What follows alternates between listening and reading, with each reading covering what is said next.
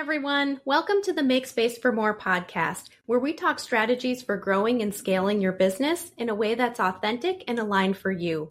I'm your host, Melissa Swink, and for today's episode, I have a very special treat for all of you. We have a special guest joining me today, Jay Morth. Jay owns and instructs at Ballroom by Jay, which is a ballroom dance studio in Green Bay, Wisconsin, right here, local to me.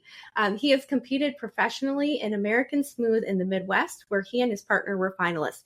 Jay, welcome to the show. We're just going to dive right in because many of our clients and guests that we've had on the show have tended to be people in the professional services industry where maybe it's financial or it's coaching or consulting. And so we have, to my knowledge, not had anyone on the show as of yet with a professional dance background. So I'm super excited to hear a little bit more about like how you even got into this because it's certainly unique. Yes. Thank you very much for having me on the show.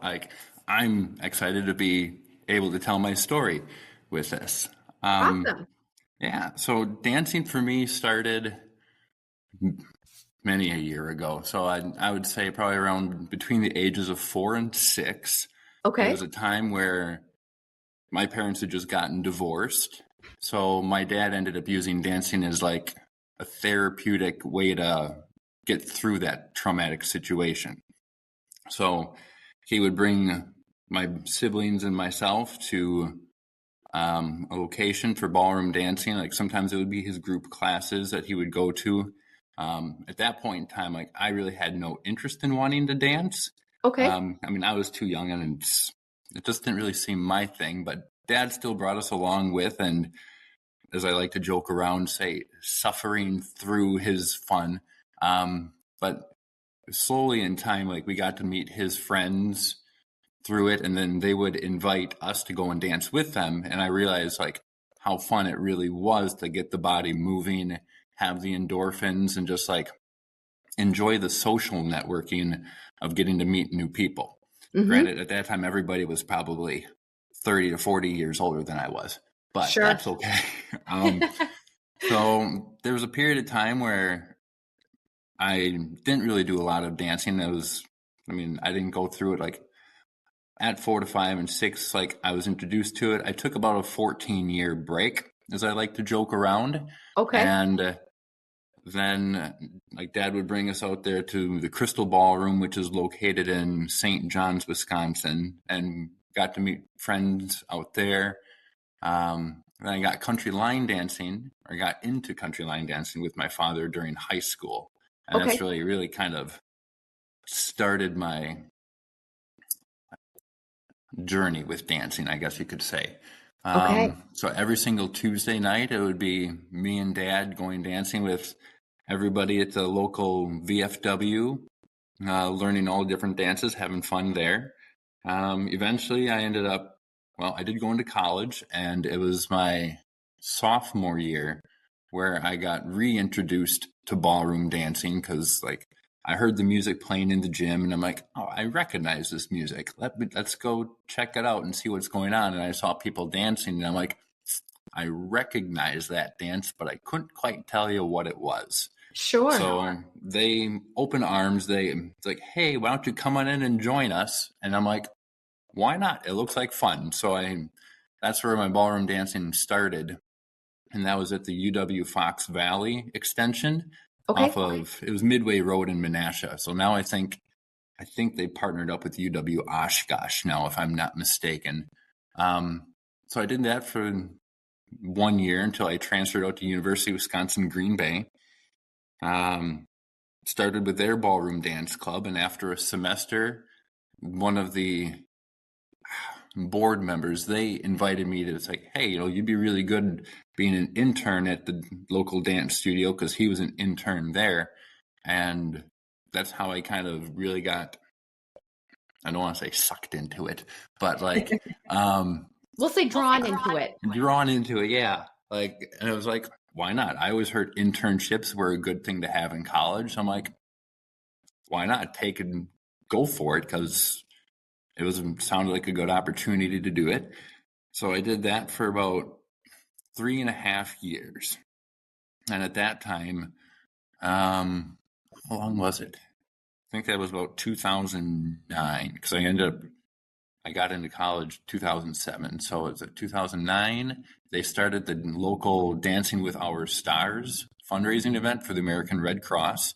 Yes. So the first year I got to be more volunteer with it, and then the second year I got to be participant with it as one of the local dancers to dance with our celebrities of the community, kind of thing.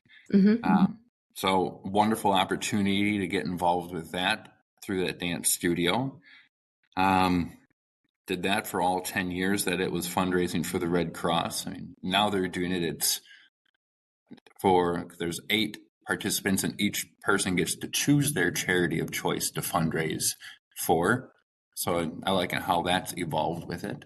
Yes. But going back into, I still think college years, something like that was a few years ago. For all of us, right? Yeah. So I interned there for about 3.5 years. The intern who got me started, he branched off to start his own ballroom dance studio. So I moved over to work with him. So there was a point in time, because it was an unpaid internship, and I started realizing I could actually make money doing this kind of stuff. So that's why I shifted over to work with him. I did that for a few years, and eventually, there's a lot of, how would I say, I've ended up working a lot with different studios, because I never really just had one job at the time. So when I was interning for the one dance studio, I was working at Menards part-time. And then eventually I stopped working at Menards, worked with a different dance studio in the Appleton area, as well as working for the studio in Green Bay. So I was having 2 different studio jobs. And then I ended up, the initial plan was to stop teaching at the studio in Appleton and work more full-time in Green Bay. But it was at that time where I pivoted, and I found my first professional dance partner, and they taught in Wausau, Wisconsin. Okay.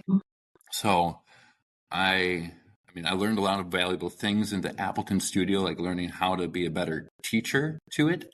And as I pivoted and still worked in Green Bay 3 days out of the week, went out to Wausau, worked there 4 days out of the week, and really just got more involved with learning how to become a better dancer through the professional dancing.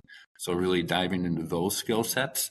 And then I got to start learning more of the business side as well out there. So eventually, so instead of, how do I say? So with the studio in Green Bay, there was a time where I was in my transitional period, I guess you could call it. And I ended up leaving their studio, and I decided to start the business then, because I still wanted to teach in Green Bay. I still wanted to keep my client base there. So I'm still working in Wausau 4 days a week. And I had it was a week to 2 weeks where I'm okay, I don't want to rent space from the people I'm working with anymore here in Green Bay. So I'm going to come up with a business. How does this even work? So I started out, I came up with a name. I ended up going back to the studio space I was interning at back in college as a subleaser from them. Okay. And then I'm okay, well, now that I have a business, I have no idea what taxes are going to look like. So I should find somebody who can do my taxes for me, because I don't know how to do that. And your first hire, very smart. Yes. Yep. So fortunately, one of the clients that I have worked with, she's a CPA. So I'm I'll reach out to her and see if she'll take me as a client. And she did, and she helped me at least with the taxes and all that. And whenever I had questions in regards to okay, how can I learn the tax system more efficiently? How can I make tax deductions or business expenses and that kind of stuff? So she was a nice guiding hand for me there. I've also had clients that have owned businesses as well, and they gave me tips and tricks throughout the years as well. So my first 5 years was a young guy who had pretty much no business experience, I would say, Okay. and just had a lot of fun dancing and was just willing to give that information to anybody that walked in through my door. Is really how I started. And I would definitely say like I was flying by the seat of my pants for a lot of things. I really didn't have a structure, a planned out idea of like, this is what my business is going to look like. This is how I want it structured. These are who I want. Like, I had none of that information. Just learning as I went. So about 5 years into it, because I went from subleasing from my intern director, or the intern from college. She ended up closing her business, and then another dance school came in. So I went to subleasing from them in the same space for about a year. That ended up not working out well because there was like I had a certain amount of times that I could be there, and there were times like the time management skills didn't line up because they were occupying space, and I was supposed to be in there. So then Sure. it Yeah, came the down to like logistics got a little messy, it sounds like. it got a little messy, which is all Mm-hmm. right. Like at that point in time, I'm like, it was frustrating to see, but now I look back at it, I'm like, it was really a blessing in disguise to build the business that I wanted to look like. Yes. So I went from a subleaser to being a subleaser again into now a tenant, um, which was really kind of fun and exciting. It felt like it was a huge step, and I'm like, can't believe I'm actually doing this. Like, felt like I would say like I pulled up my big boy pants, if you will, kind of Yes. thing. Um, and just nervous for it. But I'm like, just going for it, basically. So I'm like, I'm going to do it, go for it. What's the worst that's going to happen? From there, like my landlord himself was awesome to work with. And I'm still in the same building now, but I've ended up changing spaces or a different suite now. Okay. So it's because before it was like a 25 by 30-foot floor, and I wanted more space because I was still learning how I could teach like a long stream of patterns in such a small space. I didn't know how to do that well. So I'm like, I just need more square footage. Fortunately, a space opened up here and in the building, and I moved upstairs, and I've been in it ever since. And that's been maybe about 3 to 4 years now. So I haven't really Okay. moved since 2021. Okay. Right after COVID, or I should say, we were still in the thick of COVID at that point, but after the initial Yeah, blast of COVID, where everything shut down, a space opened up that you needed. yeah. Um, Yeah. so it's been quite an adventure, and here I am, practically 11 years later, Mhm. still doing what I love to do, and it's kind of surreal. Yeah. The time Well, goes by fast, doesn't it? it does. It does and it doesn't. Like It sometimes you does. think back like but to the early days of your company and you're like, "Oh wow, things have really evolved since then." But it also feels like yesterday at the same time. Yeah, yeah. Yeah. There's so much in your story that you shared that I want to unpack because it sounds like really ballroom dancing started with your dad. It did. Yeah. Yeah. How long had I'm just curious, how long was he dancing? Or how do you Well, know he's how still. long? Yeah. Oh, criminy. Goodness me. I would say he's been dancing now for, oh, I forget his timeline. I would say for sure over 20 years. I'd probably be Okay. leaning more to the 25-year mark. Um, but yeah, it's with Interesting. him getting involved with it and bringing us kids to his group classes or out social dancing. Mhm. I'm not sure I would have ended up where I am now. Right. Yeah, and it's interesting how, he wanted you and your siblings to get involved in dance during kind of a traumatic time in your life. And I agree that the movement and the music, I think that he was on the right track there. Yeah, because if Sounds like there's he had one, good instincts and good intentions with that. I would agree with that. Yeah. Because there was a point in time where he Yeah. was the one teaching me. Whenever he would learn something from group class, he would bring it back. He's like, "Here, let me show you how to do this." And I remember dancing with him in the kitchen and just learning some more technical things. And I thought it was kind of fun, but like I still had an interest to be like, okay, I'm going to go play with my friends now outside, kind of thing. Yes. Um, so there was a point in time where like he would teach me, and now I'm at the point where he's actually coming to me for dance lessons now. Oh, So interesting. It's teacher, so interesting how things come full circle. yeah. So every now and again, I'm like, I get to pick on my father, be like, no, I don't think you did that right, Dad. So we're gonna try it again. So that was Oh my a gosh. fun journey to do that. So now I get to teach him on his own time, as well as because my mom just started taking lessons with me as well, because she's always wanted to dance. So I Okay. get to teach both my parents, which is really nice to um, just create more quality time with them. Yes. So that was one thing I ended up missing out a lot on through while I was competing professionally, or even just in transition from studio to studio and working all the time, is like I never really had family time except for like Sure. the major holidays. So now I Mhm. get to at least have that again in my life, and it feels really good to have them as a priority because before they weren't. Sure. Yeah. Yeah, I mean, not, I would imagine just not even intentionally, it's correct. just that life got busy. You were, growing your dance studio, you were competing, you were doing all sorts of different things. And so, yeah, your time becomes limited. Yeah. But Yeah, no, they've absolutely. always been a great support too. So even if I wasn't there or anything like that, they're like, "Yep, we get it. Go do your dancing thing, and Mhm. we'll talk with you the next time we see you," kind of thing. So, Yeah. Yeah. It sounds like they were very supportive.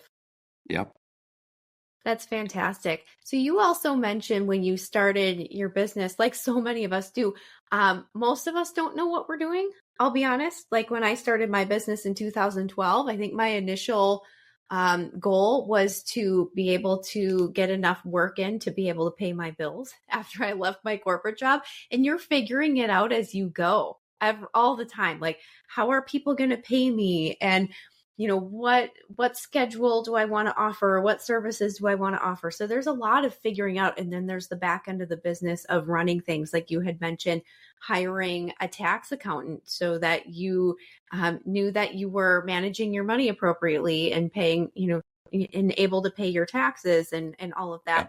yep, How else did you kind of figure out the business side of things? I'm just curious um, if you got involved in any groups, or if you have had any other mentors along the way, or maybe you've been yeah, reading books or doing courses online. There's so many ways to gain information nowadays, but I'm just curious kind of how you learned more about the business side of things when you first started.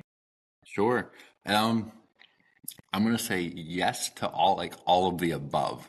When I first started out with it, though, it was more so from clients that came in, and we really ended up building more of a friendship into it. So it wasn't just like student teacher basis, but they they gave me a little bit more mentorship, some more, how does insight would be the word I'm looking for. So they Okay. helped me along the way with that, and they're like, so like, yeah, Jay, you know that like if you do this, you can write that off for your taxes. And I'm like, no, I didn't know I could write that off for my taxes. Or like even when I was in the need of finding a rental space, like one of my students stepped up.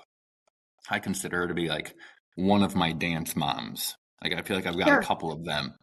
Um, and so she took time out of her day to walk around the city of Green Bay or help me look online to find spaces, and we would just go and take a look at them to see if anything really seemed appealing to be like, this is where I could make the new headquarters kind of be.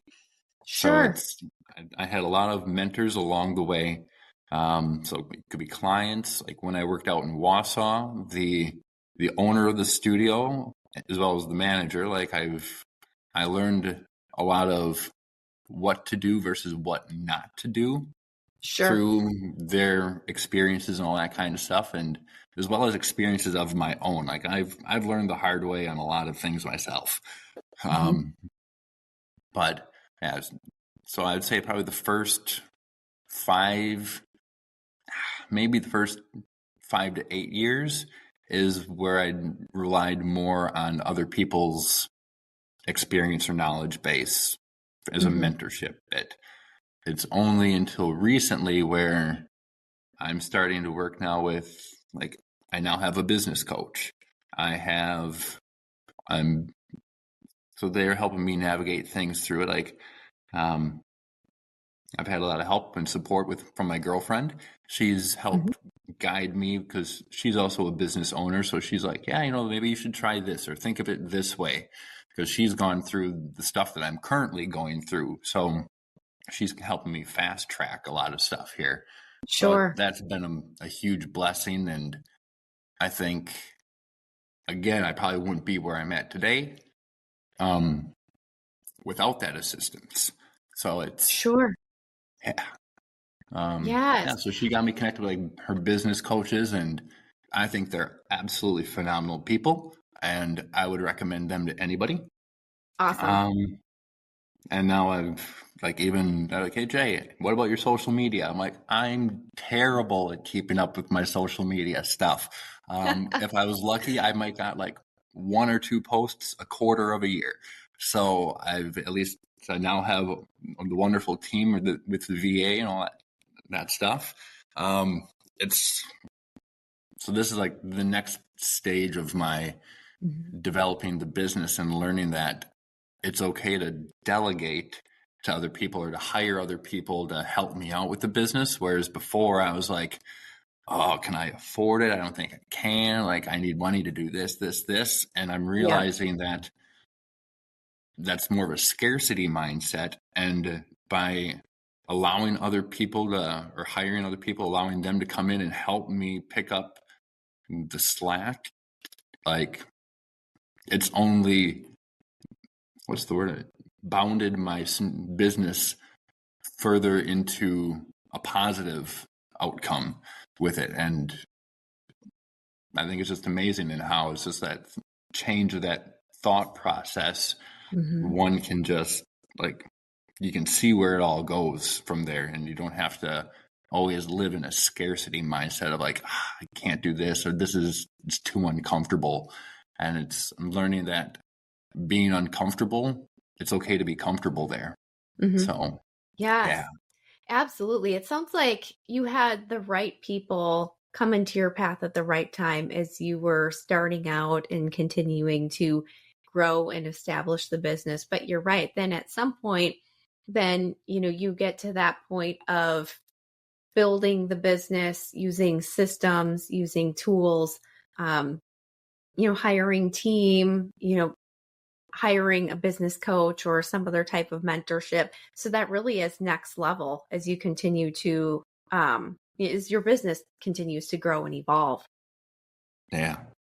I like how you mentioned also, like, the business coach, social media. I always share on the podcast that was actually one of the first things that I outsourced as well. Even when I was working as a VA completely on my own and just working with my clients, because you're right. We're so busy doing the day-to-day, working with our clients, running our businesses, doing the things that need to get done, that the marketing work, especially social media, can just be put on the back burner. And so I feel like back in the day, I would spend maybe half hour, 45 minutes creating one post, and I'd be proud of it, and it would go up, and then nothing would come out for like 3 or 4 weeks, and then I'd have to do it again. So that was one of the first things that I outsourced as well. Yeah, and it's been a huge help, because, like, the people who can do that stuff can do it so much quicker than I can, because I was in the same boat where it was like, okay, half an hour, 45 minutes. Well, let's see what I can find on Google Images that would be somewhat close to this. And it's such a time saver. And I think that is one thing I'm going to be, so that's one thing I'm looking at doing, is how can I manage my time so this way I get more of it to do what I would like to do, versus feel like I'm attached to the ball and chain of like, okay, I still need to be like feeling like I'm dragging something around, like I'm not balancing everything equally, if that makes sense. Yeah. So Absolutely. Absolutely. And that's something that continues to, it's not a set it and forget it. It's never completely done, because I feel like we all go through it where we will start the business and we are wearing all of the hats, all of the things are on our plates. And then we get to a point where we start to outsource, and we start to seek that business coaching and that mentorship. Like, I need outside perspective of how I can do things better than I'm currently doing right now. And then we just yeah, continue to build that muscle of, we're investing in systems, we're investing in team, and we're making life a little bit easier. But then I feel like we also get to that point where it's kind of like new level, new devil, where we need to reevaluate what's on our plate again and what are we spending our time on. And it's constantly evolving and changing. correct. Yes, absolutely. I'm just curious, Jay, how much time, maybe not so much how much time, but how do you kind of figure out your schedule and priorities? Because of course you are, a dance instructor. So you are working directly with your clients one-on-one or in classes or certainly competitions. I know, didn't you recently have a competition? Did I see that on Facebook? That one, recently I was just out in Las Vegas for a dance camp. So that Got was it. more of the seminars, conventions where Okay. they had instructors or even like past champions in the industry as well as current champions or even finalists. So like some of the top competitors, and they're out there giving their information and how to basically just make dancing more efficient and still produce a high quality level of dancing. So it was really fun to get that information as well as see like what I'm teaching coincides with what it is that they're teaching. So I know I'm still on the same track as what's currently being taught out in the industry. So that was a full Interesting. week long experience. And there were 10 classes a day that I took personally. So it was about 40 hours worth of time.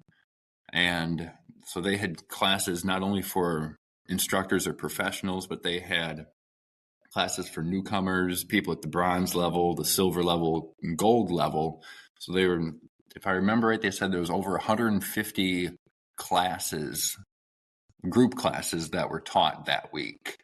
And that Okay. didn't include like one-on-one coachings with those instructors if one wanted a private opportunity to work specific things on their dancing.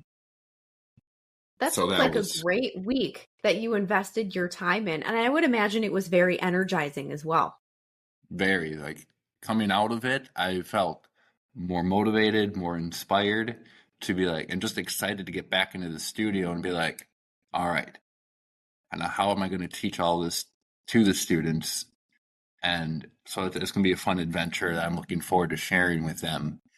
And so Mhm. like it's the first time that I went out there for it. Like I know last year I wanted to go, but I had a hard time pressing like, can I do that? Because I had a family vacation the week before.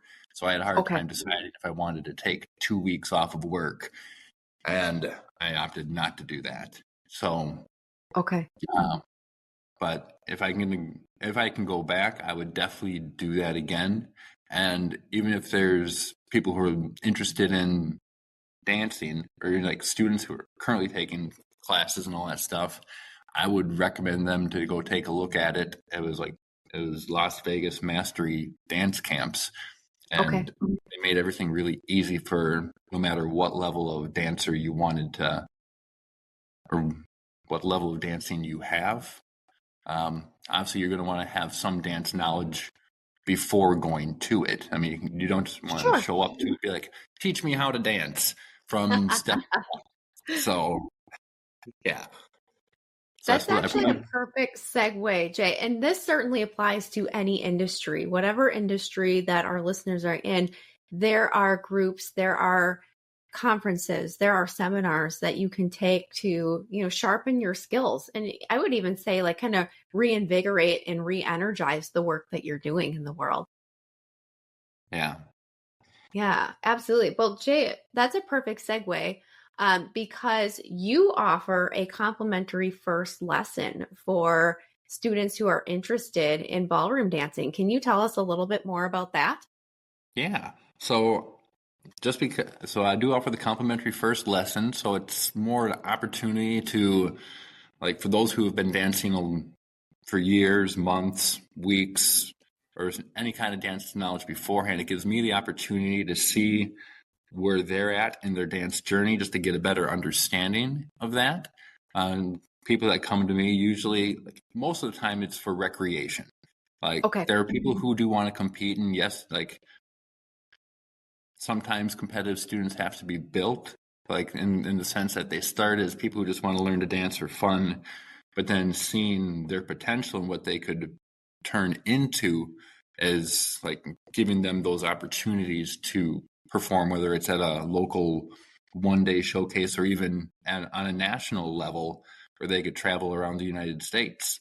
Um, so I do a lot more with the recreation stuff. Otherwise, even people who have, as I would say, like, I started out with 2 left feet. I mean, when I was country line dancing, like, I scared people because I was this wild and chaotic guy flailing my arms and legs all over on the floor, and they're like, I scared people. So, like, if I can learn how to be more structured, I have zero knowledge, like, anybody can do it. Um, I yeah, so I have, appreciate you sharing that because that certainly makes it less intimidating and it makes you more approachable. Like, hey, we all start from somewhere. yeah, and I remember, I don't remember how long ago it was. I bumped into one of the people I used to dance with, and she was very honest with me. She's like, "Yeah, Jay, whenever you would ask me to dance, I would always want to say no because I was scared of, like, what you were gonna do, or like what kind of a situation would you put me into." I'm like, well, I've gotten better about all that, like learning how to do like more floor craft, so this way I'm not going to dance into somebody else or step on somebody's feet or any of that sort of stuff. So it was a blessing that she gave me one more opportunity to dance with her. It was at a national competition, actually. And Interesting. she's like, okay, I'll dance with you once more. And she's like, yeah, you've gotten so much better about it. I'm like, I know. When I started, like, I was very green, very raw. I was just a happy, fun, excited guy to get out there and just move around, and I really didn't. I'm gonna say a little bit more careless, I suppose, with my dancing. Like, I was just having fun on the floor, and I really didn't kind of care what I was doing. And now it's like there's a reason how we move on the floor or why we do an arm styling or something like that. So this way we can be safe about it. So Yes. this way we don't hurt ourselves, hurt the person we're dancing with, or even the person people we're dancing around, because I remember being that guy. Like, I just learned this new arm styling. I'm practicing it. Next thing you know, I do this full arm extension, and all of a sudden, I hit somebody square in the back of the head. And I'm like, Oh, no. "Oh, that's not okay for me to do that." So, I apologized, and because I felt so bad, I stopped dancing. I gave myself a 20-minute timeout to sit on the chair and be like, okay, I need to, like, recenter or refocus myself so this way I don't do that kind of stuff again. So, like, Sure. I've been the guy to go through a lot of different experiences, and people have been very gracious towards me, and I'm thankful for that. So, And I would say um, you're paying it forward also at this point. So now you've not only improved drastically over the years, you're also helping others improve their craft as well. exactly. So yeah, Yeah. so it's kind of where I go with, like, the complimentary lessons. So this way I can, yeah, just get them started, let them understand, like, where my structure is, or how I structure lessons, and where I develop the dancing and all that stuff too. From there, I do have a complimentary discounted package. I call it my introductory package. So that's like, it's 5 lessons for $250, and those are private lessons. So this way it can always be That's a very first. reasonable. Yeah, so it's a first come, first serve thing where people can either, if they look me up on Google, because I think most people find me actually on the internet. So they can go to my website, ballroombyj.com, and There's a booking link there so they can see my schedule and what's available. They can email me at ballroombyj@gmail.com, or they can even just get a hold of me via phone, and I can always see what options are available and we can schedule through that. That's fantastic. And of course, that mainly applies to people in the Green Bay area and surrounding areas. I know when we were talking earlier, you have clients travel as far as Milwaukee to come and work with you. Jay, if there are people listening who are not local, it's just not feasible for them to come and visit you in Green Bay. Are there just a couple of tips that you can offer for, maybe what to look for in a good studio if they're interested in learning more or getting back into dance, or even learning for the first time as an adult? Yeah. Well, first they should just come to Green Bay and work with me. Obviously. No, obviously. So, no, things that Option one. Option one, find me in Green Bay. Yes. Otherwise, like, for me, I do feel like there is, like, you want to, like, as a client, I would want to feel like the person I'm learning from is somebody I can respect, that I can get along with. They have a teaching style that makes me feel comfortable. Because there's all sorts of teachers that are out there, so everybody teaches a little differently. But for me, Sure. I would say, if you can find a studio that feels like home, that you're always welcome and it's always a good time, like,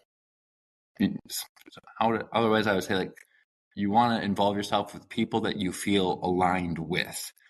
So, like, if you go to a studio and you feel like you're not getting treated well or anything of that sort, like, go and find a different instructor to find that matches your personality type, somebody that you can get along with. I think that's just a huge component, because one of the things I like to say is like attracts like. So if you have Yes. the mindset that you have, you want to find somebody with that similar mindset. Because on the dance floor, it's not always about the technique or what patterns you know. It's more of like how you can express yourself as a dancer. I mean, yeah, the technique and that stuff helps with it, but like when you can really let loose and be yourself on the dance floor and not feel judged or anything of that sort, it's a very liberating feeling.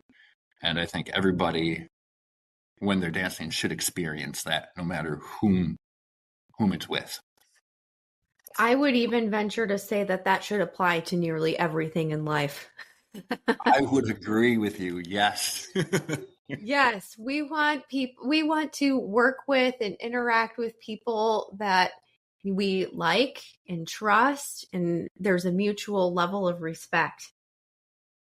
Yep. That translates to business and family and all the things, for sure. Yep. Yeah. Jay, thank you so much for sharing your story with me and our listeners. It was super interesting just to hear, number one, how you got into all this, but then also just how you built the business and kind of figured it out along the way. And there are so many gems that you had to offer to us today. So thank you so much for joining me. Yeah, thank you for having me on to share the story. It's definitely been a privilege to do that. Yes, absolutely. Well, you'll have to get booked on more podcasts because you certainly have stories to tell. Sign me up, as I always like to say. Yep. Yep. Next time you have a call with Marissa, you'll have to mention it. I will definitely do that. Yes. We want more podcast bookings. I like it. And to all of our listeners, thanks so much for tuning in to this week's episode of Make Space for More. Of course, I will be back next week with more tips, tools, and strategies to grow your business beyond you. Have a wonderful day, everyone. Thank you for tuning in to another episode of Make Space for More. We know these insights are valuable, and we hope you are inspired to keep growing your business beyond you. Remember, growth is a journey, and you don't have to go it alone. Until next time, keep automating, delegating, and elevating your business. This is Melissa Swink, and I'll see you on the next episode of Make Space for More.